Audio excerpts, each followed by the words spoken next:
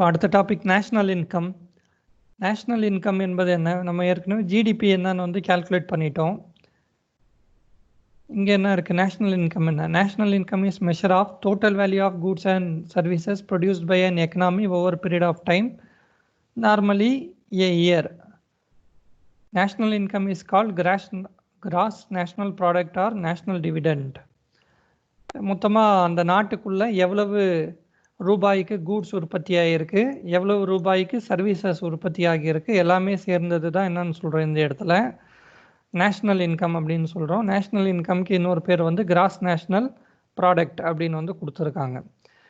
சரி, இப்போது இங்கே வெவ்வேறு டேம் இருக்குது. இந்த நேஷ்னல் இன்கம் வந்து கால்குலேட் பண்ணும்போது வெவ்வேறு டேம் வந்து நாம் சொல்கிறோம். என்னென்ன இருக்குன்னு பார்க்கலாம். இந்த டாபிக்ஸும் கண்டிப்பாக மிக முக்கியமானது. சரி, ரெக்கார்டாகுது. First gross national product. நம்ம இதுக்கு முன்னாடி பேசினது ஜிடிபி, கிராஸ் டொமஸ்டிக் ப்ராடக்ட் அப்படின்னு பார்த்தோம். கிராஸ் டொமஸ்டிக் ப்ராடக்ட் அந்த விஷயம் இங்கே அப்படியே இருக்குது. மறுபடியும் கூட இங்கே என்ன டெஃபினேஷன் இருக்குதுன்னு ஒரு முறை பார்க்கலாம். அதே தான் total value of goods and services. இதுவும் பெருசாக ஏற்கனவே ஜிடிபி நமக்கு தெரியும். இப்போ இந்த ஜிஎன்பி என்ன புரிதல் அப்படின்னு பார்த்தா, ஜிஎன்பி என்ன கொடுத்துருக்காங்க பாருங்கள். Is the total value of goods and services produced and income received in a year by domestic residents of a country. இதுனா டொமஸ்டிக் ரெசிடென்ட் அப்படின்னு பார்த்தா இங்கே இந்த ரெண்டு வார்த்தைகள் தெளிவாக நம்ம பார்க்கலாம். இங்கே என்ன சொல்கிறோன்னா நேஷ்னல் அப்படின்னு இருக்குது, இந்த இடத்துல வந்து டொமஸ்டிக் அப்படின்னு இருக்குது. டொமஸ்டிக் நேஷ்னல் இது என்ன டொமஸ்டிக்? இப்போ டொமஸ்டிக் அப்படின்னு சொன்னால் ஏர்போர்ட்டில் டொமஸ்டிக் டெர்மினல், இன்டர்நேஷ்னல் டெர்மினல்னு இருக்குது. டொமஸ்டிக்னா இந்தியாவுக்குள்ளே நீங்கள் ஒரு வேளை எங்கேயாவது இன்னொரு இடத்துக்கு போனோன்னா அந்த டொமஸ்டிக் டெர்மினலுக்குள்ளே போயிட்டு போக போகிறீங்க. டொமஸ்டிக்னா லோக்கல் ரீஜனை வந்து குறிக்கக்கூடியது. இங்கே என்னென்னா அந்த நாடு, பொதுவாக ஒரு நாட்டுக்கு தான் நம்ம எடுக்கிறோம். ஆனாலும் அவசியம் இல்லை மொத்தமாக இந்தியாவுக்கு தான் ஜிடிபி எடுக்கணும்னு அவசியம் இல்லை. தமிழ்நாட்டுடைய ஜிடிபி அப்படின்னே நம்மக்கிட்ட தனியாகவே இருக்குது. சென்னைக்குன்னு என்ன பண்ணலாம், தனியாக வந்து ஜிடிபி போடலாம். அந்த டொமஸ்டிக் என்பது அவ்வளோதான், ஒரு ஜியாகிரபிக்கல் பவுண்டரியை வந்து குறிக்குது. அது ஒரு நாடாக இருக்கலாம், அல்லது ஒரு ஸ்டேட்டாக இருக்கலாம், ஒரு மாவட்டமாக இருக்கலாம். தமிழ்நாடுன்னு எடுத்து தமிழ்நாட்டில் எந்த மாவட்டம் வந்து அதிகமாக ஜிடிபி கான்ட்ரிபியூட் பண்ணுது அப்படின்னு வந்து ஒரு மாவட்டத்துக்கு எடுக்கலாம், அல்லது அந்த மாவட்டத்துக்குள்ளே என்ன டவுன் வந்து அதிகமாக ப்ரொவைட் பண்ணுது அப்படின்னு எடுக்கலாம். எல்லாமே அங்கே வந்து சாத்தியம்தான் இந்த இடத்துல. ஸோ டொமஸ்டிக் என்பது ஒரு நாடு, ஒரு எல்லைக்குள்ளே அப்படின்னு எடுக்கிறோம். அப்போ இங்கே என்ன பிரச்சனை வருதுன்னு பார்த்தா, டொமஸ்டிக்கில் இப்போது ஒரு கம்பெனி இருக்குது, இந்த ஹுண்டாயின்னு சொல்லக்கூடிய அந்த ஹண்டாய் கம்பெனி இருக்குது. இவங்களதில் என்ன ஆகுதுன்னு பார்த்தா, கம்பெனி இங்கே பக்கத்தில், சென்னை பக்கத்தில் ஸ்ரீபெரும்புதூரில் இருக்குது. ஆனால் அந்த கம்பெனி என்ன கிடையாது, கண்டிப்பாக இவங்க யாருக்கு சொந்தம் இல்லைன்னு பார்த்தீங்கன்னா, இந்தியர்களுக்கு சொந்தமா அப்படின்னு பார்த்தா அந்த கம்பெனி இந்தியர்களுக்கு கண்டிப்பாக சொந்தமானது இல்லை, அது வெளிநாட்டு கம்பெனி. இப்போ அதில் வரக்கூடிய ப்ராஃபிட் எல்லாமே என்ன ஆகிடும் பார்த்தீங்கன்னா, அவர் எடுத்துன்னு என்ன பண்ணிவிடுவார், வெளிநாட்டுக்கு கொண்டு போயிடுவார். அவருடைய ஊர் கொரியாவுக்கு கொண்டு போயிடுறாரு. நம்ம என்னதான் ஜிடிபி நீங்கள் கால்குலேட் பண்ணியிருந்தாலும், அந்த கார் உற்பத்தியில் இங்கே நம்ம வந்து கால்குலேட் பண்ணாலும் அந்த காசு வந்து இந்தியர்களுக்கு வந்து சேருதா அப்படின்னு இந்தியாவில் தான் உற்பத்தி ஆகியிருக்கு. ஆனால் என்ன கிடையாதுன்னு பார்த்தா, அந்த காசு, அந்த ப்ராஃபிட் இந்தியர்களுக்கு யூஸ் ஆகுமா அப்படின்னு பார்த்தா, அந்த நாடு கண்டிப்பாக, இப்போ ஒரு ஆப்பிள் கம்பெனி வருது, ஆப்பிள் கம்பெனியுடைய இப்போ ஆப்பிள் ஃபோனெல்லாம் இங்கே வந்து இந்த கொரோனா பிரச்சனைக்கு அப்புறமா இங்கே இந்தியாவில் மேனுஃபேக்சர் பண்ணுறாங்க, புது டைப் அப்படிங்கிற மாதிரி நியூஸ் வந்தது. சரி பண்ணுறாங்க, பட் ஃபைனல் ப்ராஃபிட் யாருக்கு போயிடும்? இந்திய மக்களை உங்ககிட்ட தான் சம்பாதிச்சேன், இந்தாங்கன்னு கொடுத்துட்டு போயிடுவாரானா? கொடுத்துட்டு போக மாட்டார். ப்ராஃபிட் கண்டிப்பாக அது யாருக்கு போயிடும்? யூஎஸ்ஏக்கு கண்டிப்பாக வந்து போயிடும். எதிர்கொள்கிறதுக்கு தான் மேக் இன் இந்தியான்னு ஒரு திட்டம் வந்தது. திட்டம் பார்க்கலாம், அந்த திட்டம் உண்மையிலே எப்படி செயல்படுது என்ன ஏதுங்கிறது அதுவும் பின்னாடி பார்க்கலாம். சரி, கிராஸ் டொமஸ்டிக்னா இது பார்த்துட்டோம். இந்தியாவுக்கு உள்ளன்னு பார்க்கும்போது என்ன ஆயிடுதுன்னா, வெளிநாட்டவரும் இங்கே வந்து சம்பாதிக்கிறாங்க, அந்த காசும் கிராஸ் டொமஸ்டிக் ப்ராடக்ட்டுக்குள்ளே வந்துடுச்சு, இந்தியாவுடைய உற்பத்திக்குள்ளே வந்துடுச்சு. ஆனால் ஒரு பர்டிகுலர் போர்ஷன் இந்தியர்களுக்கு யூஸ் ஆகுதா? கண்டிப்பாக இந்தியர்களுக்கு யூஸ் ஆகலை. அதை வந்து வெளியே எடுக்கிறோம். எப்படி எடுக்கிறோம்? இப்போ மேலே இருக்கிற அந்த டாபிக் பாருங்கள். கிராஸ் நேஷ்னல் ப்ராடக்ட் அப்படின்னு சொல்கிறோம். நேஷ்னல் அப்படின்னு சொல்லும்போது, நேஷ்னல் இந்த எக்ஸாம்ஸ் அப்ளை பண்ணும்போது நேஷ்னாலிட்டி அப்படின்னு வந்து ஒரு கேள்வி கேட்கும். எந்த எக்ஸாம் அப்ளை பண்ணாலும், ஐஏஎஸ்க்கு பண்ணாலும், டிஎன்பிஎஸ்சி, போலீஸ், இபி விதிவிலக்கு இல்லாமல் எல்லாத்துலேயுமே என்ன கேள்வி கேட்பாங்கன்னா, நேஷ்னாலிட்டி என்ன, நேஷ்னாலிட்டி இந்தியனா அதர்ஸா அப்படின்னு வந்து ஒரு கேள்வி வரும். என்ன நேஷ்னாலிட்டி? இப்போ ஒரு கம்பெனி என்ன ஆகுதுன்னு பார்த்தீங்கன்னா, ஏர்டெல் வந்து பக்கத்தில் ஸ்ரீலங்காவில் செயல்படுது அந்த கம்பெனி. ஏர்டெல் ஸ்ரீலங்காவில் இருக்குது. ஆனால் அந்த கம்பெனி யாருடையது அப்படின்னு பார்த்தா, அது வந்து அதனுடைய நேஷ்னாலிட்டி என்ன அப்படின்னா கண்டிப்பாக இந்தியன் கம்பெனி அது. இப்போ டிக்டாக் டிக்டாக்னு எல்லாம் பேன் பண்ணி விட்டாங்க. 59 செயலிகள் ஆப் வந்து கவர்மெண்ட் ஆஃப் இந்தியா பேன் பண்ணியிருக்கு. இப்போ அந்த டிக்டாக் உடைய நேஷ்னாலிட்டி என்ன அப்படின்னு பார்த்தா, அது ஒரு உயிர் இல்லை, ஆனாலும் பார்க்கலாம் அந்த கம்பெனி வந்து யாருக்கு சொந்தமானது அப்படின்னு பார்த்தா, அது கண்டிப்பாக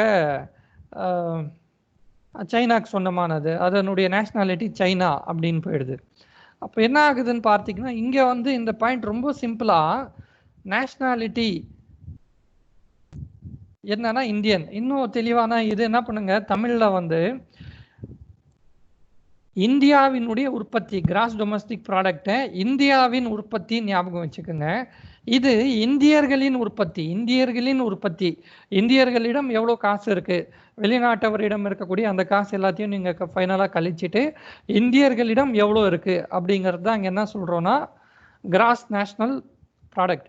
இந்தியா வேற இந்தியர்கள் வேறையானா, இப்போ நான் தெளிவாக சொன்னேன், இந்தியாவில் வெளிநாட்டவரும் இருக்காங்க, அது எல்லாமே இந்தியாவுக்குள்ளே வந்துடும். அதன் காரணமாக தான் என்ன பண்ணுறோன்னா இந்தியர்களின் உற்பத்திங்கிற ஒரு அவசியம் நமக்கு வருது. அதுக்காக கிராஸ் நேஷ்னல் ப்ராடக்ட்டுக்கு போகிறோம். இது என்ன சொல்லியிருக்கு பாருங்கள், இதுலேயும் அதே தான். Total value of all goods and services produced and income received in a year by domestic residents of a country and income received in a year by domestic residents of a country. It includes profit earned from capital invested abroad. இங்கே கீழே வந்து ஒரு formula இருக்குது. GNB எப்படி calculate பண்ணுறோம், C plus I plus G plus X minus M plus NFIA. C வந்து consumption. இப்போ நான் போயிட்டு என்ன பண்ணியிருக்கேன், ஒரு ஹமாம் சோப்போ, ஒரு மெடிமிக்ஸ் சோப்போ, ஒரு மிஸ்வாக் டூத் பேஸ்ட்டோ வாங்குறேன்னா அது எல்லாமே நான் வந்து காசு கொடுத்து வாங்க போகிறேன். அப்போது வந்து எவ்வளவு பொருட்கள் நுகர்வோர்களால் பெறப்பட்டது அப்படின்னு வந்து அந்த மதிப்பு கண்டிப்பாக கொண்டு வரலாம். இப்போ சோப்னா சோப்பு அந்த ஃபேக்ட்ரிஸ் எவ்வளோ உற்பத்தி பண்ணிச்சு, ஒரு டிவினா டிவி எவ்வளோ பண்ணிச்சு, இங்கே மவுஸு கீபோர்டு இருக்குன்னா அது எவ்வளோ கன்சியூம் ஆச்சு அப்படின்னு என்ன பண்ணலாம், அதனுடைய வேல்யூவை வந்து கண்டிப்பாக அந்த இடத்துல கொண்டு வருவது சாத்தியம். ஐ என்பது என்னன்னு பார்த்தீங்கன்னா இன்வெஸ்ட்மெண்ட், எவ்வளவு முதலீடு செய்யப்பட்டது. முதலீடு என்பதும் ஃபைனலாக என்ன எடுத்து பார்த்தீங்கன்னா எவ்வளவு இருக்குது அப்படின்னு வந்து இங்கே ஆட் பண்ணியிருக்கோம். ஜி வந்து கவர்மெண்ட் எவ்வளவு வந்து எக்ஸ்பெண்டிச்சர், கவர்மெண்ட் எக்ஸ்பெண்டிச்சர் இந்த இடத்துல வந்து ஒருவேளை கவர்மெண்ட் நேரடியாகவே அவங்க ஒரு கம்பெனியை ஸ்டார்ட் பண்ணலாம், அல்லது என்ன பண்ணலாம், ஸ்கில் திறன் மேம்பாடு அப்படின்னு சொல்லிட்டு ஏதாவது ஒரு ஸ்கீம்ஸ் அவங்க கொடுக்கலாம். அல்லது என்ன பண்ணலாம், ஒருத்தர் ஒரு பிஸ்னஸ் ஸ்டார்ட் பண்ணணும், அவருக்கு வந்து நீங்கள் இந்த பிஸ்னஸ் ஸ்டார்ட் பண்ணால் நான் உங்களுக்கு சப்சிடி கொடுக்குறேன், மானியம் கொடுக்குறேன்னு கொடுக்கலாம். அதுவும் என்ன ஆகுதுன்னா மக்களிடத்தை தான் போய் சேருது. அதன் காரணமாக ஜி என்பதும் என்ன பண்ணிட்டோம், அந்த இடத்துல வந்து ஆட் பண்ணிட்டோம். அதாவது கன்சம்ஷன் கம்பெனிக்கு வரக்கூடியது. ஆனாலும் என்ன ஆகுதுன்னு பார்த்தீங்கன்னா அந்த கம்பெனி, அந்த டீ கடைக்காரர் என்பதும் ஃபைனலாக வந்து எல்லாருமே இந்த இடத்துல மக்கள் அப்படின்னு தான் போகிறாங்க. சிஓ மக்களுக்கு வரக்கூடிய வருமானம் தான் ஐ, ஜி எல்லாமே மக்களுக்கு வருமானம். அடுத்தது எக்ஸ் மைனஸ் எம் இருக்குது. இந்த இடத்துலையும் தெளிவாக பார்க்கணும், எக்ஸ்போர்ட்டு இம்போர்ட். இது என்ன எக்ஸ்போர்ட் இம்போர்ட்? எக்ஸ்போர்ட் இம்போர்ட் பொதுவாக எதுக்குள்ளே பேசுகிறோன்னா கூட்ஸுக்காக மட்டுமே இந்த பார்ட்டு வச்சுக்கலாம். கூட்ஸ் மட்டும், இந்த கூட்ஸ் எவ்வளவு எக்ஸ்போர்ட் ஆச்சு, எக்ஸ்போர்ட் என்ன இம்போர்ட் என்ன அப்படிங்கிறதும் இன்னும் கொஞ்சம் ப்ராடாக வந்து நமக்கு வந்து புரிதல் வேணும். இந்த ப்ராடாக புரிதல் என்ன அப்படின்னா தமிழில் என்ன சொல்கிறோம், எக்ஸ்போர்ட்னா ஏற்றுமதி, இம்போர்ட் என்பது இறக்குமதி அப்படின்னு வந்து தமிழில் சொல்லிடுறோம். பட் ஏற்றுமதி அப்படின்னு பண்ணுறோன்னா எக்ஸ்போர்ட் செய்யும்போது நான் ஒரு பொருள் என்ன பண்ணியிருக்கோம், நம்ம ஏற்கனவே சேர் பண்ணோமா, அந்த சேர் என்ன பண்ணுறேன், நான் கொண்டு போயிட்டு துபாயில் விற்கிறேன். பாருங்கள் இந்த சேர் வந்து நாங்கள் நிறைய மர வேலைப்பாடுகள் இருக்குது, எல்லாமே ஹேண்ட்மேட், அது இதுன்னு ஏதோ சொல்லிட்டு என்ன பண்ணுறேன், அந்த சேரை வந்து நான் அந்த சேர் இங்கே இந்தியாவுக்குள்ளேயே விற்றா அது என்ன ஆகியிருக்கும், மேலே கூட்ஸ்குள்ளே ஆட் பண்ணியிருப்பேன். ஆனால் அந்த சேர் என்ன பண்ணுறேன்னா இப்போ நான் என்ன பண்ணியிருக்கேன், இன்னொரு நாட்டுக்கு விற்கிறேன். இன்னொரு நாட்டுக்கு விற்கிற பட்சத்தில் அங்கே என்ன ஆகும், அந்த சேரை அவங்க வாங்கிட்டு எனக்கு என்ன பண்ண போகிறாங்க, அவங்க அவங்க எந்த நாட்டுக்கு விற்க போகிறோன்னா அந்த நாட்டினுடைய மதிப்பில் அவங்க வந்து கரன்சி கொடுப்பாங்க. அந்த கரன்சி என்ன ஆகிடும்னு பார்த்தீங்கன்னா, நம்ம எக்ஸ்போர்ட் இம்போர்ட் பண்ணும்போது கண்டிப்பாக ஒரு பேங்க் அக்கௌண்ட் வச்சுருக்கணும். பேங்க் அக்கௌண்ட் மூலமாக தான் காசு உள்ளே வரும், இந்தியாவுக்குள்ளே வரும். பேங்க் அக்கௌண்ட் மூலமாக தான் வெளியே போகும். அப்படி போனால் தான் அது ப்ராப்பரான எக்ஸ்போர்ட் இம்போர்ட்டு. அப்படி இல்லைன்னா ஹவாலான்னு அந்த விஷயத்துக்குள்ளே வந்து போய் மாட்டுவோம். சரி, அதான் ஒரு பேங்க் அக்கௌண்ட் அப்படிங்கிற பட்சத்தில் அவர் தினாரா போடுறாரு, திரமாக இருக்குன்னா அது என்ன ஆகும்னா, எனக்கு இங்கே வரும்போது ஆர்பிஐ வந்து அன்றைய தினாருடைய மதிப்பு என்னன்னு பார்த்துன்னு எனக்கு ருப்பீஸாக கொடுத்துடும். நான் சேரை எக்ஸ்போர்ட் பண்ணி அங்கே விற்றதால எனக்கு என்ன இருக்குது, காசு வந்திருக்கு. அந்த காசு என்ன பண்ணியிருக்கேன், இங்கே ப்ளஸ் எக்ஸ் அப்படின்னு பண்ணியிருக்கேன். இந்த ப்ராக்கெட்டை நீங்கள் அப்படியே வெளியே ஓப்பன் பண்ணிட்டாலும் இது என்ன ஆகும், ப்ளஸ் எக்ஸ்ன்னு வந்துடும். எம் என்ன ஆக போகுதுன்னா இங்கே வந்து மைனஸ் எம்னு வரும். இந்த இம்போர்ட் ஏன் மைனஸ் ஆகுது அப்படின்னு பார்த்தா, இப்போ இந்த சேர் பண்ணுறதுக்காக நான் என்ன பண்ணுறேன், அந்த சம் ட்ரில்லிங் மிஷின் வாங்கணும், ராபர்ட் போஷ் மிஷின் வாங்க போகிறேன், BOSCH. இது வந்து ஒரு ஜெர்மன் கம்பெனி. இங்கேருந்து ஏதோ ஒரு ட்ரில்லிங் மிஷின் வாங்கணும் அப்படின்னா நான் என்ன பண்ணுவேன்னா, என்னுடைய பாக்கெட்லேருந்து காசு எடுத்து அவர்களுக்கு கொடுத்து அந்த மிஷினை வந்து வாங்க போகிறேன். அப்போது அந்த காசு என்ன ஆகுதுன்னு பார்த்தீங்கன்னா, மொத்தமாக இந்தியாவை விட்டு வெளியே போகுது. இம்போர்ட் பண்ணும்போது காசு இந்தியாவை விட்டு வெளியே போகிற பட்சத்தில் நான் என்ன பண்ணுறேன், அந்த இடத்துல அந்த இம்போர்ட் என்கிற வேல்யூவை வந்து மைனஸ் பண்ணுறேன். எக்ஸ்போர்ட் ஏன் ஆட் ஆகியிருக்கு அப்படின்னு பார்த்தா, எக்ஸ்போர்ட் செய்வதன் மூலமாக காசு இந்தியாவுக்குள்ளே வருது. நீங்கள் ஒரு சேர் பண்ணி விற்றுட்டீங்க, காசு உங்கள் பாக்கெட்டுக்கு வருது, அது நல்லது. So export is added. Import என்பது என்ன ஆகுதுன்னு பார்த்தீங்கன்னா, உங்கள் பாக்கெட்டில் இருந்து காசு வெளியே போகக்கூடிய காரியம். அதன் காரணமாக என்ன ஆகுதுன்னு பார்த்தீங்கன்னா, அந்த காசு நாட்டை விட்டு வெளியே போகிறதுனால -M அப்படின்னு போட்டோம். எக்ஸ்போர்ட் இம்போர்ட் இவ்வளோ தான். இன்னும் கூட இது பண்ணலாம். இப்போ ஒரு சர்வீஸ் அப்படின்னு எடுத்துட்டா, இப்போ ஒரு ஸ்டூடெண்ட் என்ன பண்ணுறாரு, வெளிநாட்டுக்கு போயிட்டு படிக்கிறாரு. வெளிநாட்டில் போயிட்டு அவர் படிக்கிறாரு அப்படிங்கிற பட்சத்தில் அது எக்ஸ்போர்ட்டா இம்போர்ட்டாங்க? வெளிநாட்டில் போயிட்டு படிக்கிறவர் இந்தியாவுக்கு எக்ஸ்போர்ட்டில் கான்ட்ரிபியூட் பண்ணுறாரா, இம்போர்ட்லையா? கேட்குறீங்களா? இம்போர்ட்ல. இம்போர்ட்ல எப்படிமா? அவர் வெளியில போய் படிக்கிறதுனால அதுக்கு காசு செலவு செய்யறாரு இல்லையா, நம்ம கையில இருந்து காசு வெளியே போகுது. சூப்பர். காசு வெளியே போயிடுச்சு அப்படின்னாவே என்னன்னு சொல்லிடுங்க, அது வந்து இம்போர்ட், அவ்வளோதான். அவர் முன்னாடி ஒரு மெஷின் வாங்கினாரு, ஒரு கருவி வாங்கினதை போல் இந்த இடத்துல அவருக்கு வந்து படிப்பு திறன் ஏதோ தேவைப்படுது. அதற்காக அவர் என்ன பண்ணியிருக்காரு, அந்த மெஷின் வாங்கினதை போல் இந்த படிப்பு வாங்குறாரு. காசு கண்டிப்பாக என்ன ஆயிடுதுன்னா, இந்தியாவிலேருந்து ஒருத்தர் வெளிநாட்டுக்கு போய் படிக்கிறாருன்னா அது வந்து கண்டிப்பாக இந்தியாவுக்கு நஷ்டம்தான். அதே போல் ஒருத்தர் என்ன பண்ணுறாரு, இங்கே இந்தியாவில் இருக்கக்கூடிய ஆக்ராவை பார்க்கணும் அப்படின்னு வந்து ஒரு டூரிஸ்ட் வராரு. அது இந்தியாவுக்கு என்னது? ஆக்ரா தாஜ்மஹாலை ஒருத்தர் விசிட் பண்ணுறாரு, பார்க்குறாரு. Export sir. எக்ஸ்போர்ட் எப்படி சொல்லுங்க? ஏன்னா அவங்க அந்த நாட்டுல இருந்து பணம் செலவு பண்ணி இந்தியாக்குள்ள வராரு இல்ல, இந்தியாவுக்கு பணம் வருது இல்ல சார் அந்த மூலியமா. சூப்பர் சூப்பர்மா. என்ன ஆகுதுன்னு பார்த்தீங்கன்னா, இந்த இடத்துல வந்து அவர் வரணும்னா எப்படியும் ஏர் இந்தியா யூஸ் பண்ணியிருப்பார். ஏர் இந்தியா யூஸ் பண்ணுற காரணத்தினால் இந்தியாவுடைய அந்த விமானங்கள் அந்த துறைக்கும் காசு வருது. அடுத்தது அவர் வந்தால் என்ன பண்ணணும், ஆக்ராவில் ஏதாவது ஒரு ஹோட்டலில் தங்குவார், அந்த ஹோட்டல் இண்டஸ்ட்ரிக்கும் ஒரு வருமானம் வருது. அடுத்தது அவர் சாப்பிடணும், அதற்கும் அவர் இது பண்ணுவார். தென் தாஜ்மஹால் போனால் எல்லா இதுலேயும் என்ன பண்ணியிருப்பாங்கன்னா, வண்டலூர் ஜூலே போனீங்கன்னா இந்தியர்களுக்கு ஒரு டிக்கெட் இருக்கும். இதே வந்து ஃபாரின் நேஷ்னல் தான், அவர்களுக்கு இத்தனை டாலர் அப்படின்னு என்ன பண்ணியிருப்பாங்க, அவங்களுக்கு கொஞ்சம் ஃபேர் வந்து கண்டிப்பாக அதிகமாக தான் இருக்கும். ஸோ ஒரு அந்த டூரிசம் இண்டஸ்ட்ரி என்பதும் என்ன பண்ணுதுன்னா, இப்போ இது பண்ணுறாங்களா, கேரளா காட்ஸ் ஓன் கண்ட்ரி அது இதுன்னு சொல்லிட்டு இந்தியாவுடைய டூரிசமையும் வளர்ப்பதற்காக நிறைய முயற்சிகள் நடக்குது. அப்பப்போ எஜிப்டுடைய டூரிசம் பற்றி இங்கே காண்பிப்பாங்க. மலேசியா, துபாய்க்கு வாங்கன்னு ஷாருக் கான் வந்து அட்வர்டைஸ்மெண்ட்டில் வந்து கூப்பிடுறாரு. எல்லாமே என்னென்னா, இங்கே போனால் நம்ம என்ன பண்ணுவோம், கண்டிப்பாக என்ன பண்ண போகிறோம், அந்த நாட்டுக்கு வருமானம். இங்கேருந்து ஒருத்தர் அங்கே போனால் அவங்களுக்கு வருமானம். டூரிசமுக்காக இங்கே ஒருத்தர் வந்தாங்கன்னா இந்தியாவுக்கு என்ன ஆகுது, அது ஒரு பெரிய வருமானத்தை கொடுக்கும்.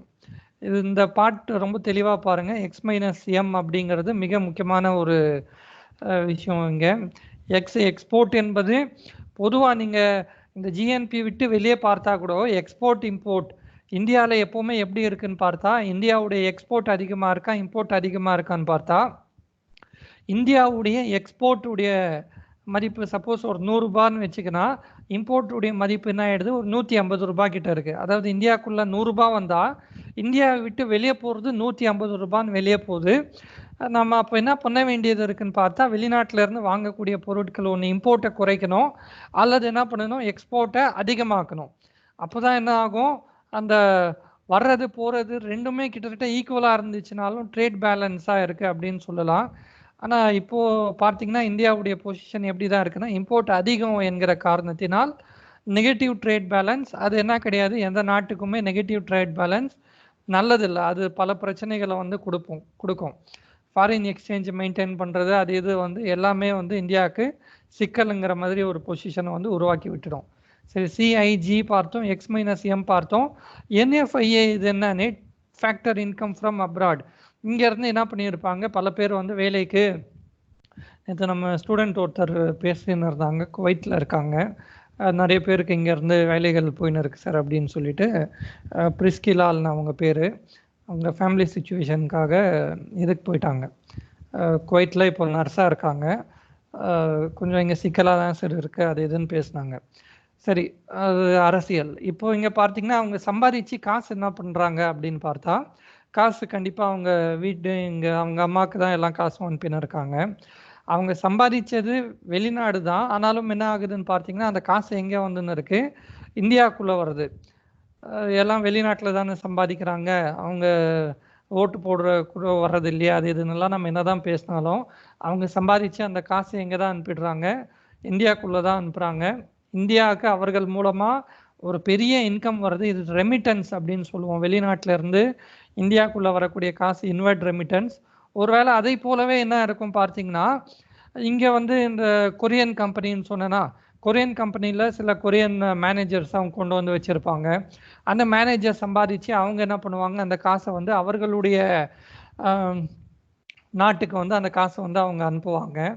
அப்போ காசு இங்கே அவர் மந்த்லி வாங்கின அந்த இன்கம் என்ன ஆகும்னு பார்த்தீங்கன்னா இந்தியாவை விட்டு வெளியே அவர் வந்து ஒரு வெஸ்டர்ன் யூனியனில் அனுப்புகிறாருன்னா அது அவுட்வர்ட் ரெமிட்டன்ஸ் அப்படின்னு வந்து சொல்லுவோம். அந்த இன்வெர்ட் ரெமிட்டன்ஸ் அவுட்வர்ட் ரெமிட்டன்ஸ் ரெண்டையும் சமன் செஞ்சு கழிச்சு ஃபைனலாக எனக்கு வரக்கூடியது தான் என்னன்னா net factor income from abroad. இது புரியுதா? ஒருவேளை வந்து இந்தியாவுக்குள்ளே 50 லட்சம் ரூபாய் உள்ளே வந்திருக்கு, 50 லட்சம் வெளிநாட்டவர் வெளிநாட்டவர் இல்லை வெளிநாட்டில் இந்தியர்கள் சம்பாதிச்ச காசு 50 லட்சம். அதே போல் வெளிநாட்டவர் இந்தியாவுக்குள்ளே இருக்காங்க, அவங்க ஒரு 30 லட்சம் சம்பாதிச்சாங்க. இந்தியாவுக்குள்ளே 50 லட்சம் வருது, 30 லட்சம் இந்தியாவை விட்டு வெளியே போகுது. அப்போ ஃபைனலாக நெட்டாக நிற்கக்கூடிய வேல்யூ என்னன்னா 20 லட்சம் என்பது நிற்கும். அதுதான் இங்கே என்ன பண்ணுறோன்னா net factor income from abroad அப்படின்னு எடுத்துக்கிறோம். இப்போ இதுவும் என்னன்னா முன்னாடி நம்ம வந்து அந்த கூட்ஸ் விற்றோம், சேரை வந்து நானே விற்று என்ன ஆச்சுன்னா ஜிடிபியில் அது கான்ட்ரிபியூட் ஆச்சு. இப்போ இங்கே என்ன ஆகுது, எக்ஸ்போர்ட் பண்ணாலும் அந்த சேர் நான் பண்ணி அங்கே விற்றாலும் ரைட்டு, இங்கே செஞ்சு விற்றுருக்கேன். அப்போ என்ன ஆகுது, எக்ஸ்போர்ட்டுன்னு சொல்லிடுறேன், அந்த விஷயமும் கவுண்ட் ஆகுது. அதற்கு பதிலாக அவர் என்ன பண்ணலான்னு பார்த்தீங்கன்னா அந்த சேர் செய்யக்கூடியவர் அவரே நேரடியாக ஒரு துபாயிலையோ சிங்கப்பூர்லேயோ அவர் போய் உட்காந்துட்டாருன்னா அங்கே என்ன ஆகும், சேர் இங்கே செய்து விற்பதும் அல்லது அவரே அங்கே போய் உட்காந்து சேர் செஞ்சாலும் ரெண்டுமே என்னதான் இந்தியாவுக்கு வந்து லாபம் தான். காசு யாருக்கு தான் வரப்போகுது, இந்தியாவுக்கு தான் கண்டிப்பாக வரப்போகுது. NFIA என்கிற இந்த டைமும் மிக மிக முக்கியம். ஏன்னா உலகத்திலே அதிகமான ரெமிட்டன்ஸ் பெறக்கூடிய நாடு எதுன்னா இந்தியாவுக்கு தான் அதிகமான ரெமிட்டன்ஸ் வருது. இந்தியாவுக்கு அடுத்தபடியாக சைனா இருக்குது. அதாவது இந்தியர்கள் வெளிநாட்டில் எல்லா நாட்டிலையுமே போய் உட்காந்துருக்காங்க, எல்லா இடத்துலையுமே போயிட்டு என்ன பண்ணுறாங்க, அவங்க சம்பாதிச்சு அந்த காசு இந்தியாவுக்கு அனுப்புகிறாங்க. இந்த மாதிரி சைனீஸும் அங்கங்கே போய் உட்காந்து சம்பாதிக்கிறாங்க. பட் அவர்கள் வந்து அந்த அளவுக்கு இந்தியர்கள் சம்பாதிச்சு இந்தியாவுக்கு கொடுக்குற அளவுக்கு பண்ணுறாங்களா அப்படின்னு பார்த்தா இல்லை. NFIA போதும், இந்த புரிதல் கண்டிப்பாக போதும். ஜிஎன்பி தெளிவாக இருக்கும்னு நினைக்கிறேன். நம்ம இந்த கிராஸ் டொமஸ்டிக் ப்ராடக்ட் என்பதும் என்னன்னு பார்த்துட்டோம். நெட்டு நேஷ்னல் ப்ராடக்ட் இங்கே இருக்கக்கூடிய இந்த ஜிஎன்பியில் என்ன பண்ணுறோன்னா மைனஸ் டிப்ரிசியேஷன் தேய்மானம் அப்படிங்கிற ஒரு விஷயத்தை மைனஸ் பண்ணால் நெட் நேஷ்னல் ப்ராடக்ட் என்கிற ஒரு விஷயத்தை வந்து அட்டைன் பண்ணுறேன்.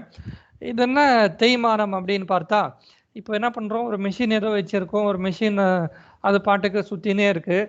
சுற்றும் போது என்ன ஆகலான்னா அதில் ஏதோ ஒரு பெல்ட்டு கனெக்ட் பண்ணி வச்சுருக்கோம். அந்த பெல்ட்டு என்ன ஆகும், கண்டிப்பாக வியர் அண்ட் டியர் அதில் அறுபடும். அது மேற்கொண்டு இன்னும் யூஸ் பண்ண முடியாத ஒரு நிலைமைக்கு போகும். அப்போ என்ன பண்ணணும், அங்கே வந்து புதுசாக அந்த தேய்மானத்தை வந்து சரி செய்யணுங்கிறதுக்கு புது பெல்ட் போடக்கூடிய ஒரு சுச்சுவேஷன் அந்த இடத்துல வரலாம். அப்படி அந்த புது பெல்ட் போடுறோன்னா அது எனக்கு கண்டிப்பாக அந்த இடத்துல லாஸ் தான். இன்னும் தெளிவாக இப்போ நம்ம சேர் பண்ணி விற்றோன்னு பார்த்தோம். அந்த சேர் பண்ணி விற்கும்போது என்ன ஆகுதுன்னு பார்த்தீங்கன்னா, ஒருத்தர் அந்த சேர் வாங்கினவர் என்ன சொல்கிறார், என்னப்பா நீங்கள் கொடுத்த சேர் நல்லா இல்லைப்பா, அதில் என்ன ஆகிட்டு இருக்குது, வீல் வந்து ஒழுங்காக சுத்த மாட்டேங்குது, இல்லைன்னா என்னது குஷனில் நீங்கள் ஆணி அடிச்சிருக்கீங்க, அந்த ஆணி ஒழுங்காக பாருங்கள் அப்படியே எனக்கு குத்தி விட்டுடுச்சு, எனக்கு வேறு ரீப்ளேஸ் பண்ணுங்கள், இல்லை அந்த ரைட்டிங் பேட் என்ன இருக்குது கிராக் விட்டு இருக்குது தெரியாமல் வாங்கிட்டேன், அப்படி ஏதோ ஒரு விஷயம் சொல்லிவிட்டு எனக்கு மறுபடியும் வந்துடுச்சுன்னா நான் புதுசாக என்ன பண்ணணும், அந்த ரைட்டிங் பேட் போயிடுச்சா, சரி பேட் நான் மாற்றி கொடுக்குறேங்க, அதுக்கு ஒரு 10 ரூபாய் 20 ரூபான்னு வந்து அந்த ரைட்டிங் பேடுக்கு நான் ரீப்ளேஸ் பண்ணுறேன்னா அதுவும் எங்கே போயிடும், டிப்ரிசியேஷனில் கழிக்கணும். அதாவது நான் ஏற்கனவே வந்து சேர் மூலமாக எனக்கு 10,000 ரூபாய் வந்துச்சுன்னு எடுத்தேன். ஆனால் என்ன ஆகும்னா அந்த சேரில் ஏதாவது ரீப்ளேஸ்மெண்ட்டு ரிப்பேருன்னு சொல்லிட்டு எனக்கு வரும்போது அது எல்லாமே எனக்கு வந்து ஒரு லாஸ் தான். அது எல்லாமே தான் என்ன பண்ணுறேன்னா டிப்ரிசியேஷனில் கழிச்சு விடுறேன். இப்போது கார் கம்பெனி, அந்த ஹண்டாயோ அல்லது அவுடி கார், இது நீங்கள் பார்க்கும்போது என்ன ஆகும்னு பார்த்தீங்கன்னா, ஒரு கார் கம்பெனி எடுக்கிறீங்க, அவங்க ஒரு 100 கார் ஏற்கனவே வந்து வெளியே அனுப்பிட்டாங்க. அந்த 100 காரும் 100 கூடு ஜிடிபிக்குள்ளேயோ ஜிஎன்பிக்குள்ளேயோ நின்றுன்னு இருக்குது. இப்போ இதில் என்ன ஆகும்னா, ஒரு கார் வாங்கினவர் என்ஜின் ஒழுங்காக இல்லைங்க, ஸ்டார்ட் ஆக மாட்டேங்குது, ஃபால்ட் அப்படின்னு சொல்லிட்டு சர்வீஸ் சென்டருக்கு வராரு. அவங்களும் பார்த்துட்டு ஆமாம் கண்டிப்பாக என்ஜினில் வந்து என்ன இருக்குது, ப்ராப்ளம் இருக்குது அப்படின்னு முடிவு எடுத்துட்டாங்கன்னா, they have to replace that engine. And for replacing engine இப்போது இங்கே புதுசாக ஒரு என்ஜின் வரணும். அப்போ என்ன ஆகுதுன்னு பார்த்தா, அந்த ரிப்பேர் ஆன ஒரு என்ஜின் வந்து கண்டிப்பாக it is loss for the company. அது எல்லாமே எதுக்குள்ளே கொண்டு வந்தாகணும், டிப்ரிசியேஷனுக்குள்ளே கண்டிப்பாக கழிச்சு விட்டுறோம். அவ்வளோதான். ஜிஎன்பி என்ன நமக்கு தெரியும், டிப்ரிசியேஷன் இப்படி வரக்கூடிய எல்லா லாஸஸையும் என்ன பண்ணுறோம், டிப்ரிசியேஷனில் போட்டு கழிச்சிட்டா எனக்கு கிராஸில் இருந்து என்ன ஆகிடுது, நெட் நேஷ்னல் ப்ராடக்ட் என்பது என்னன்னு வந்துடுது. இப்போ ஜிடிபிலையும் அதே மாதிரி தான், டிப்ரிசியேஷன் இந்த வியர் அண்ட் டியர் என்னென்ன இருக்கோ எல்லாத்தையும் நான் கழிச்சு விடும்போது எனக்கு என்ன ஆகுதுன்னா, I'm attaining getting net domestic product. GDP என்ன ஜிஎன்பி என்னன்னு பார்த்துட்டோம். ஜிடிபி டெஃபினிஷனுக்குள்ளேயே நிற்குது. ஜிஎன்பி வந்து இந்த விஷயத்தை பார்த்துக்குங்க, C+I+G+X-M+N+FIன்னு இந்த விஷயம் பாருங்கள். அதுக்கு அடுத்தது பெர் கேபிட்டா இன்கம். இந்த பெர் கேபிட்டா இன்கம் என்ன பண்ணியிருக்கோம் இந்த இடத்துல, பெர் கேபிட்டா இன்கம் என்பது வந்து தனிநபர் வருமானம் அப்படின்னு சொல்கிறோம். தனிநபர் வருமானம் என்ன பண்ணியிருக்கோம்னு பார்த்தா, இதுவும் நம்ம ஏற்கனவே பார்த்துட்டோம். இந்த நேஷ்னல் இன்கம் அப்படின்னு இங்கே ஒரு வார்த்தை இருக்கா, நேஷ்னல் இன்கம் என்பது என்னன்னா, net national product is also called national income அப்படின்னு நம்ம ஏற்கனவே பார்த்துட்டோம். ஃபஸ்ட் யூனிட்லேயும் அந்த புரிதல் இருக்குது, மறுபடியும் அதை செக் பண்ணி பாருங்கள். நெட் நேஷ்னல் ப்ராடக்ட் என்பது தான் நேஷ்னல் இன்கம் அப்படின்னு சொல்கிறேன். அப்போ என்ன பண்ணியிருக்க, மொத்தமாக இந்தியாவில் இருக்கக்கூடிய வருமானம், அந்த ஜிடிபின்னு சொல்லும்போது இந்தியாதுன்னு வரும், அதில் வந்து எவ்வளோ இந்தியாவுக்குள்ளே வந்துச்சு, எவ்வளோ இந்தியாவிலேருந்து வெளியே போச்சுன்னு எல்லாம் கழிச்சா ஜிஎன்பி, அதுலேயும் டிப்ரிசியேஷன் எல்லாம் நான் கழிச்சு விட்டேன்னா எனக்கு என்ன ஆயிடுச்சு, என்என்பி வந்து நின்று இருக்கு. என்என்பிக்கு பேர் தான் இங்கே என்ன சொல்கிறேன்னா நேஷ்னல் இன்கம் அப்படின்னு சொல்லியிருக்கேன். இந்த நேஷ்னல் இன்கம் என்ன பண்ணுறேன், dividing by population we get per capita income. மொத்தமாக இங்கே மேலே சப்போஸ் 1,00,000 கோடின்னு வச்சுக்கோங்க, 1LC, கீழே வந்து பாப்புலேஷன் இந்தியாவில் 1 crore 1Cன்னு வைக்கிறேன். அப்போ மேலே 1LCயில் சிசி கேன்சல் பண்ணால் ஆவரேஜாக 1L என்பது ஒரு இந்தியன் வருஷத்துக்கு சம்பாதிக்கக்கூடியது எவ்வளோன்னா 1,00,000 ரூபாய் சம்பாதிக்கிறார் அப்படின்னு வந்து நம்ம ஒரு முடிவுக்கு வரோம். பெர் கேபிட்டா இன்கம் என்ன, மொத்தமாக இந்தியாவுடைய வருமானம் இருக்குது, இந்தியாவுக்கு இவ்வளோ வருமானம்ங்கிறதுல அடுத்தது என்ன பண்ணுறோம், ஆவரேஜ் எடுக்கிறோம். பாப்புலேஷன் வச்சு ஆவரேஜ் எடுத்தால் இந்த நாட்டில் ஆவரேஜாக இந்த மக்கள் எவ்வளோ சம்பாதிக்கிறாங்க, இந்த நாட்டில் மக்கள் எவ்வளோ சம்பாதிக்கிறாங்கன்னு அந்த விஷயத்தை வந்து அட்டைன் பண்ணுறோம், பெர் கேபிட்டா இன்கம் அப்படின்னு சொல்கிறோம். அடுத்தது பாருங்கள் பர்சனல் இன்கம். இங்கே என்னன்னா பெர் கேபிட்டானா ஆவரேஜ், இதுலேயும் ஒரு பாயிண்ட் என்னன்னா, சார் எல்லாருமே 1,00,000 தான் சம்பாதிக்கிறாங்களா அப்படின்னு பார்த்தா இது வந்து ஆவரேஜ், இது எக்ஸாக்டாக சொல்ல முடியாது. அம்பானி அந்த நியூஸ் பார்த்தா ஃபர்ஸ்ட் உலக பணக்காரர்கள் வரிசையில் 8ஆம் இடம்னாங்க. அடுத்தது பார்த்தா 7ஆம் இடம்னாங்க, 6ஆவதுன்னாங்க. அவரும் 1 லட்சம் தான் சம்பாதிக்கிறாரானா கண்டிப்பாக கிடையாது. இது வந்து இந்த பெர் கேபிட்டா இன்கம் தெளிவாக அது புரிஞ்சுக்குங்க. அம்பானியோடைய காசு, நம்ம காசு எல்லாத்தையும் போட்டு ஃபைனலாக டிவைட் பண்ணால் ஒரு இந்தியன் ஆவரேஜாக எவ்வளோ சம்பாதிக்கிறார் என்பது தான் இங்கே இருக்கக்கூடிய per capita income for Indians. அடுத்தது பர்சனல் இன்கம் பிஐ. இது என்ன பண்ணியிருக்கோம்னா, இப்போ நம்ம என்ன பண்ணிட்டோம், இங்கே காசு ஏதோ சம்பாதிச்சிருக்கோம். பர்சனல் இன்கம் இஸ் இங்கே பார்த்துக்குங்க டோட்டலாக. Personal income is total money income received by individuals and households of a country from all possible sources before direct taxes. Therefore, personal income can be expressed as follows. என்ன பண்ணியிருக்கோன்னா, அவர்களுக்கு வரக்கூடிய வெவ்வேறு வருமானங்கள் எப்படியெல்லாம் அவருக்கு வந்து வர முடியும். இங்கே பார்த்தா first PI equal to corporate income taxes. இப்போ நான் என்ன பண்ணியிருக்கேன், இந்த இடத்துல ஒருவேளை எல்லாமே இங்கே கொண்டு வரலாம். கார்ப்பரேட் இன்கம் டேக்ஸ் அப்படின்னு சொல்லும்போது நான் என்ன பண்ணியிருக்கேன், ஏதோ ஒரு கம்பெனியில் வந்து ஒரு டிவிடெண்ட் வாங்கியிருக்கேன், ஒரு டிபென்ச்சர்ஸ் இருக்குது, அதன் மூலமாக வரக்கூடிய காசு அது இதுன்னு கூட என்ன பண்ணலாம், இந்த இடத்துல வந்து கண்டிப்பாக கொண்டு வர முடியும். கார்ப்பரேட் இன்கம் டேக்ஸஸ், அந்த கார்ப்பரேட் மூலமாக வரக்கூடிய காசுகள். அடுத்தது இங்கே பார்த்தா மைனஸ் அன்டிஸ்ட்ரிபியூட்டட் கார்ப்பரேட் ப்ராஃபிட். இது என்னன்னா, ஒரு கம்பெனி என்ன பண்ணோம், அவர்களுக்கு வரக்கூடிய காசு மொத்தமாகவே வெளியே கொடுத்துடுமா அப்படின்னு பார்த்தா ஒரு குறிப்பிட்ட ஒரு தொகை 100 ரூபாய் இப்போது ஒரு வருஷத்துக்கு லாபம் வந்திருக்குன்னா 100 ரூபாயும் அப்படியே பிரித்து கொடுத்துட மாட்டாங்க. ஒரு குறிப்பிட்ட சதவீதம் வந்து அடுத்தது மேற்கொண்டு கேபிட்டலாக வச்சுன்னா அடுத்த வருஷம் ரன் பண்ணணும் அப்படின்னு வந்து வச்சுடுவாங்க. அது என்ன சொல்கிறோன்னா அன்டிஸ்ட்ரிபியூட்டட் கார்ப்பரேட் ப்ராஃபிட் அப்படின்னு சொல்கிறோம். அந்த கம்பெனி இருக்கக்கூடிய ப்ராஃபிட்டில் கம்ப்ளீட்டாக வெளியே கொடுத்துடுமானா கொடுக்காது.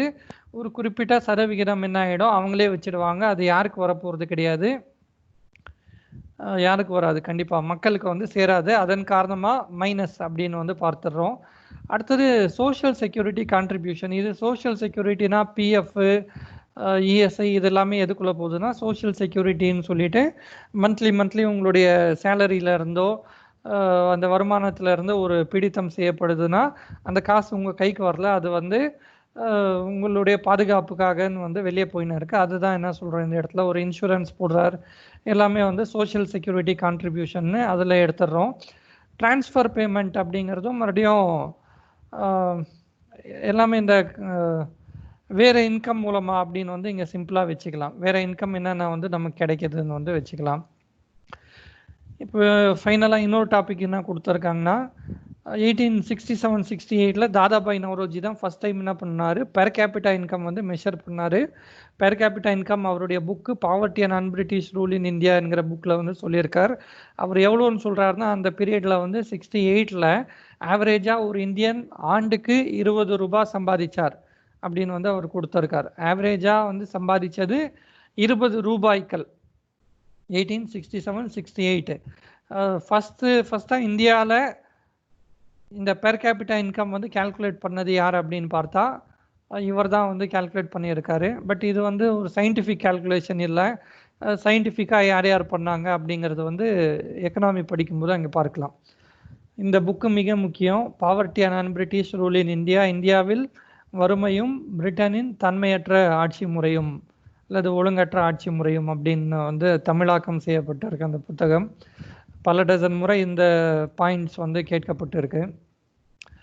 அடுத்தது டிஸ்போசபிள் இன்கம். இது என்ன சொல்லுது இந்த இடத்துலன்னு பார்த்தா, டிஸ்போசபிள் இன்கம் என்பது வந்து என்னப்பா, யாராவது கேட்கணுமா? சார் ஒரு டவுட் சார். சொல்லுங்க சார், இந்த பர்சனல் இன்கம் வந்து ஓல் இந்தியாவுடைய பர்சனல் இன்கம் அப்படின்னு மென்ஷன் பண்றாங்க சார். பர்சனல் இன்கம் மொத்தமா இந்தியாவுக்கு தான்ப்பா எடுக்கப்பட்டிருக்கு. இது இந்தியாவுக்கு அந்த டிரான்ஸ்ஃபர் பேமெண்ட்ஸ்ன்றது அதாவது இந்த தனித்தனியா சோஷியல் செக்யூரிட்டியில எவ்வளோ வந்துச்சு, தனித்தனியா கார்ப்பரேட் ப்ராஃபிட்ஸ் எவ்வளோ வந்துச்சு, எவ்வளோ வந்து டிபென்ச்சர்ஸ்ல வாங்கினாங்க, எவ்வளோ வந்து ஷேர்ஸ்ல டிரான்ஸ்ஃபர் பேமெண்ட்ஸ் நடந்திருக்கு, எல்லாத்தையும் கால்குலேட் பண்ணக்கூடியது. நம்ம நேஷனல் இன்கம்ல எவ்வளவு கார்ப்பரேட் இன்கம் போச்சு, அன்டிஸ்ட்ரிபியூட்டட் எவ்வளவு கார்ப்பரேட் ப்ராஃபிட்ஸ் அவங்க சேவ் பண்ணி வச்சுக்கிறாங்க. சோசியல் செக்யூரிட்டிக்கு எவ்வளவு 6 வருஷத்துக்கு ஒதுக்கி வச்சிருக்கோம், இதெல்லாம் மீறி அந்த வருஷத்துக்கான இன்கம் தான் பர்சனல் இன்கமா சார்? ஆமாம்மா. ஓ இதுல ஓகே இந்த சார். 2 விஷயம் மைனஸ் ஆயிருக்கு. இது மட்டும் தெளிவா பாருங்க. இத வந்து நம்ம கிட்ட இருந்து வெளிய போகும். ஓகே. மத்த 2மே என்ன ஆகுது, அந்த ஆட் தனிநபர்னு பார்க்கும்போது அவருக்கு வருமானம் அப்படிங்கிற மாதிரி போகும். அதனால 2 ஆட் ஆயிருக்கு. Okay sir. அடுத்தது பார்த்தா ஓகே. டிஸ்போசபிள் இன்கம்மா இதுல என்ன பண்ணியிருக்கோம்னா, டிஸ்போசபிள் இன்கம் என்பது வந்து இப்போ நான் வந்து ஆண்டுக்கு ஒரு 4 லட்சம் ரூபாய் நான் சம்பாதிச்சிருக்கேன். 4 லட்சம் ரூபாயும் என்னால வந்து வித்தவுட் டாக்ஸ் மொத்தமா நான் வந்து யூஸ் பண்ண முடியும் அப்படின்னா, அதுதான் என்னுடைய என்ன பண்றேன், இந்த இடத்துல பர்சனல் இன்கம் அப்படின்னு எடுத்திருக்கேன். டிஸ்போசபிள் பர்சனல் இன்கம் இங்க வந்து டிஐன்னு இருக்கு. இங்க டிஸ்போசபிள் பர்சனல் இன்கம் என்னன்னா, மொத்தமா எவ்வளவு இன்கம் இருக்குன்னு பார்த்துட்டு, நான் இந்த உதாரணமே எடுங்க. 4 லட்சம் ரூபாய் வாங்குறேன்னா 4 லட்சம் ரூபாய்க்கு எனக்கு என்ன இல்லை, இன்கம் டேக்ஸ் இல்லை, நேரடி வரி டைரக்ட் டேக்ஸ். இன்கம் டேக்ஸ் வந்து டைரக்ட் டேக்ஸ் எனக்கு இல்லை. அப்போ வந்து அது வெறும் ஜீரோன்னு வந்துடும். ஆனால் என்ன பண்ணுறேன், இந்த இடத்துல நான் சப்போஸ் எனக்கு ஆண்டு வருமானம் 10 லட்சம் ரூபாய் இருக்குது. அப்போ என்ன பண்ணணும், அந்த 5 லட்சம் ரூபாய்க்கு மேலே இன்னொரு 5 லட்சம் ரூபாய், அந்த 5 லேக்குக்கு எவ்வளவு இருக்குது அப்படின்னு பார்த்து என்ன பண்ணுவாங்க, வருஷம் வருஷம் இதுவும் என்ன பண்ணிடுவாங்க, இவ்வளோ ரூபாய்க்கு மேலே வந்து அந்த இது பட்ஜெட் போடும்போது கொண்டு வருவாங்க. எது வரைக்கும் வந்து டேக்ஸு பெனிஃபிட்ஸ் இருக்குது என்ன ஏதுன்னு. இந்த கதை புரியுதா? 10 லட்ச ரூபாய் ஒருத்தர் சம்பாதிக்கிறாருன்னா 10 லட்ச ரூபாயில் என்ன ஆகும், 5 லட்ச ரூபாய் வரைக்கும் என்ன கிடையாது, டேக்ஸ் இல்லை அப்படின்ட்டாங்க. அதுக்கு மேலே ஒரு 5 லட்சம் இருக்குது. அந்த 5 லட்சத்துக்கு அவர் என்ன பண்ணணும், நேரடி வரியை வந்து கட்டணும். டைரக்ட் டேக்ஸ்னா என்ன, இன்டைரக்ட் டேக்ஸ் என்ன அப்படின்னு பார்த்தா, ஒருவேளை ஒருத்தர் என்ன பண்ணுறார், நேரடியாக அவரே வந்து நேரடியாக கட்டுறாரு, அவரே கட்டுறாரு அப்படின்னா அதுக்கு பேர் என்ன சொல்கிறேன், டைரக்ட் டேக்ஸ் அப்படின்னு சொல்கிறோம். இன்டைரக்ட் அப்படின்னா, இப்போ ஒரு சோப்பு வாங்குகிறோம், ஒரு பென் வாங்குகிறோம். சோப்பு வாங்கும்போது என்ன ஆகுதுன்னா, அதில் ஒரு டேக்ஸ் இருக்குது கண்டிப்பாக. அந்த கூட்ஸ் மேலே இருக்கக்கூடிய டேக்ஸுக்கு நான் என்ன பண்ண முடியாது, அங்கே போயிட்டு ஹமாம் சோப்பு 12 ரூபான்னு சொன்னால் 10 ரூபா உங்ககிட்ட கொடுத்துட்றேன்ப்பா, இன்னும் 2 ரூபா வந்து நானே நேரடியாக கவர்மெண்ட்டுக்கு டேக்ஸாக பே பண்ணிக்கிறேன் அப்படின்னு சொல்ல முடியாது. அது என்ன ஆக போகுது இந்த இடத்துலன்னு பார்த்தீங்கன்னா, என்ன ஆகும், அந்த கடைக்காரர் அந்த காசை கலெக்ட் பண்ணுறாரு 12 ரூபான்னு, அது ஃபைனலாக அந்த கம்பெனிக்கு போய் சேரும். அந்த 2 ரூபாங்கிறது ஒவ்வொரு ப்ராடக்ட்டுக்கு வந்து அவர் என்ன பண்ணியிருக்காங்க, ஒவ்வொரு சோப்புக்கு 2 ரூபான்னு மக்களிடத்தை வந்து கலெக்ட் பண்ணியிருக்காங்க. 2 ரூபா கலெக்ட் ஆகிட்டு ஃபைனலாக அந்த கம்பெனி என்ன பண்ணிடும், அதாவது நேரடியாக மக்கள் கவர்மெண்ட்டுக்கு கட்டலை, ஒரு கம்பெனிக்கு நம்ம பே பண்ணுறோம். அந்த கம்பெனி ஃபைனலாக என்ன பண்ணோம், இன்டைரக்ட் டேக்ஸஸ் அந்த ஜிஎஸ்டிங்கிற அந்த வரியை வந்து அவங்க கட்டுறாங்க. அந்த மாதிரி இங்கே சிம்பிளாக பார்த்தீங்கன்னா, டைரக்ட் டேக்ஸஸ் என்ன இருக்குது, டைரக்ட் டேக்ஸஸ் கழிச்சிட்டேன்னா மீதி வரக்கூடிய காசு வந்து நான் என்னுடைய விருப்பத்திற்கு ஏற்றாற் போல் என்னால் என்ன பண்ண முடியும், செலவு பண்ண முடியும். இங்கே பாருங்கள், disposable income means actual income which can be spend on consumption by individuals. நான் 10 லட்ச ரூபாய் வந்து சம்பாதிச்சேன், 10 லட்ச ரூபாயில் வந்து டேக்ஸுன்னே போட்டு ஒரு 2 லட்சம் பிடுங்கிட்டாங்கன்னா மீதி என்ன ஆகும், அந்த 8ங்கிறதா என்னுடைய கணக்கில் வரணும். இந்த கதை புரியுதா என்ன பண்ணின்னு இருக்கோம் இந்த இடத்துலன்னு? அந்த நாட்டில் இருக்கக்கூடிய அந்த டேக்ஸ் ஸ்லாப் எப்படி இருக்குது அப்படிங்கிறத பொறுத்து டைரக்ட் டேக்ஸஸை வந்து கழிக்கிறேன். டைரக்ட் டேக்ஸஸை கழிச்சா எனக்கு வரக்கூடியது ஃபைனலாக டிஸ்போசபிள் இன்கம் அப்படின்னு சொல்கிறோம்.